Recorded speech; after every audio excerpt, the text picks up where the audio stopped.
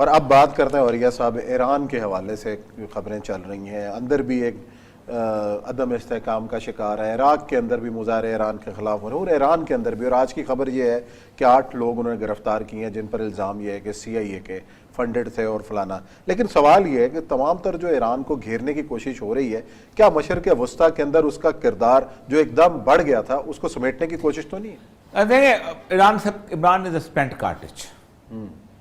ایران کو اب ریئلائز کر لینا چاہیے. اچھا، استعمال ہو گیا، استعمال ہو چکا.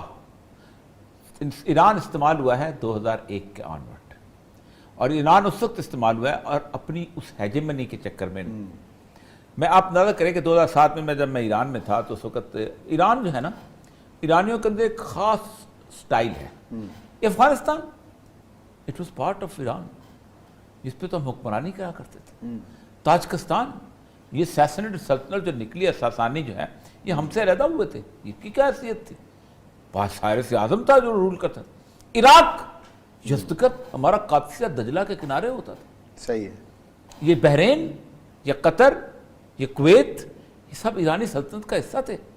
یہ شام اور یہ فلسطین، ہم نے بخت نصر کو شکست دی، ہم نے اس کو کان سے پکڑ کے بابل و نینوا سے نکالا. ہم نے فلسطینیوں کو کہا، یہودیوں کو، بسم اللہ تشریف لائیے، ہم آپ کو وہاں بٹھاتے ہیں. اسی لیے اس وقت ٹرمپ نے یہ اعلان کیا ہے کہ ہم یروشلم میں اپنا اس کو منتقل کریں گے. تو جو سکہ جاری کیا اسرائیل نے، اس پہ 2 تصویریں ہیں.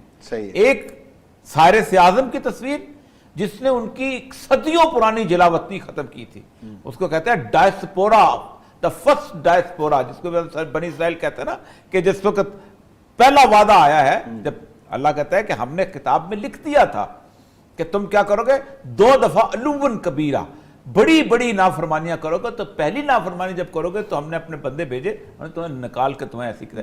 تو کہتے ہیں کہ پھر ایرانیوں نے ہمیں بچایا تھا. تو یہ ایک تصور تھا. اب اس تصور کی وجہ سے ان کو استعمال ہوئے. اور آپ اندازہ کریں، جو میں نے اس دن بھی بات کی تھی کہ ریان سی کروکر نے جب کہا کہ یہ سارے ہمارے ساتھ تھے اور اس وقت ہم طالبان کے اوپر فتح حاصل کرنے کو، دیکھیں جو پورے کے پوری حزب وحدت تھی یا احمد شاہ مسعود تھا، یہ وایا تاجکستان، ایران، افغانستان، ایران سے اب وایا تاجکستان اور انڈیا سے یہ سپورٹ لیتے تھے. اور ان کو اسلحہ بھی آتا تھا اور طالبان کی حکومت بھی ڈی اسٹیبلائز کرتی تھی. تو ڈی اسٹیبلائز ہو گئی. بلکہ ایرانی جو تھے نا، وہ بڑے فخر سے بڑی عجیب و غریب بات کیا کرتے تھے. کیسے تھے؟ دیکھیں اللہ تعالیٰ کا ہمارے اوپر کتنا کرم ہے. ہم صدام کے خلاف تھے، ہم جنگ نہیں جیت سکے، اللہ نے صدام کے اوپر اپنا ایک اور بندہ مسلط کیا اور صدام چلا گیا.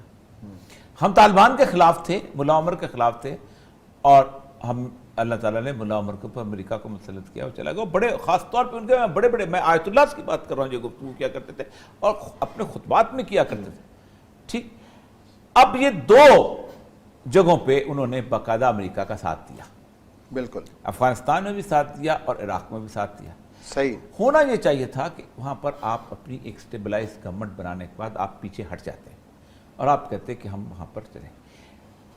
امریکہ رہنے نہیں دیتا پھر نا. امریکہ نے یہ کیا کہ ان کے مقابلے میں کچھ چیزیں بنا دی، جن میں سے ایک داعش تھی. اور داعش کیسے بنی؟ اس میں 2 دن خود نہیں بنتی ہوتی. سب سے پہلے یہ کیا کہ اس کی وہ گروپ جو تھا، شیعہ گروپ جو تھا، اس کو وداؤٹ اینی کنسنسس کردوں کے ساتھ ملا کے سنیوں کے خلاف. یا تو ہوتا کہ جیسے قومی حکومت ہے، ظاہر بات ہے کرد ہیں، حنبلی ہیں، یزیدی ہیں، یہ سارے ہمارے جیسے وہ گورنمنٹس بنتی تھی بنا لیتے. نہ، انہوں نے وہاں پر لڑائی کروائی. اور پھر لڑائی کرانے کے ساتھ چونکہ خود امریکی بیٹھے ہوئے تھے تو انہوں نے کہا کہ یہ جو ہے نا القاعدہ ہے، یہ فروجہ میں بیچارے مسکین لوگ تھے، یہ جو ہے نا یہ فران، انہوں نے حملے کروائے. اب وہ ایک نفرت جب پیدا ہو گئی تو اس کے اندر سے اپنا ابو بکر بغدادی کو لا کے بٹھا دیا. اب ایران کے لیے مسئلہ بن گیا کہ کیا کریں.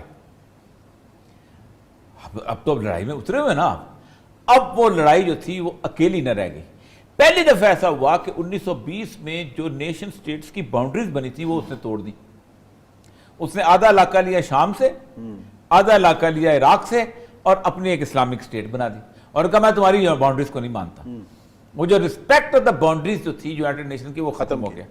اور اس کے ساتھ اس نے کہا کہ یہ تمہاری ایسی کی تیسی، یہ میں سعودی عرب کی بھی باؤنڈری توڑوں گا، یہ میں شام کی بھی توڑوں گا، یہ میں ایران کی بھی توڑوں گا، میں سب کی پاکستان کی بھی توڑوں گا، اور میں اس پہ اسلامی خلافت قائم کو اس میں اب ایران پھنس گیا۔ اس ٹریپ کے اندر جب ایران آیا تو ایران نے پھر ریکروٹمنٹ شروع کی، کس نام پہ؟ شیعہ سنی کانفلکٹ کے نام پہ، اور اس کو شیعہ سنی نہیں کہا، اس کو کہا کہ ہم مقامات مقدسہ کے تحفظ کے لیے جا رہے ہیں۔ اب مسئلہ سر ایسا ہے کہ مقامات مقدسہ کے تحفظ تو ان کو کرنا چاہیے جو وہاں پر موجود ہیں۔ مطلب فار ایگزامپل اگر کوئی بندہ یہ کہے کہ میں پاکستان کے اندر جو مقامات مقدسہ ہیں، فار ایگزامپل ان کے داتا گنج بخش کے لیے ہم کہ سنی پاپولیشن پوری دنیا سے بلانا شروع کر دیں کہ آؤ جی یہاں بہت دھماکہ ہو گیا، تو پاکستان تو گیا کام سے۔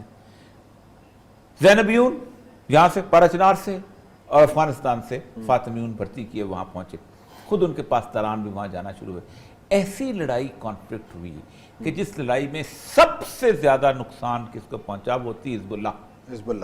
حزب اللہ کی جو ریپوٹیشن یہ تھی کہ یہ شیعہ نہیں ہے، یہ مسلم امہ کے لیے کام کرتے ہیں، اور کیا بھی حماس کے ساتھ انہوں نے بہت کام کیا حماس کا، یہ ان کی اتنی شاندار ریپوٹیشن تھی کہ اس کی صاحب ہی نہیں۔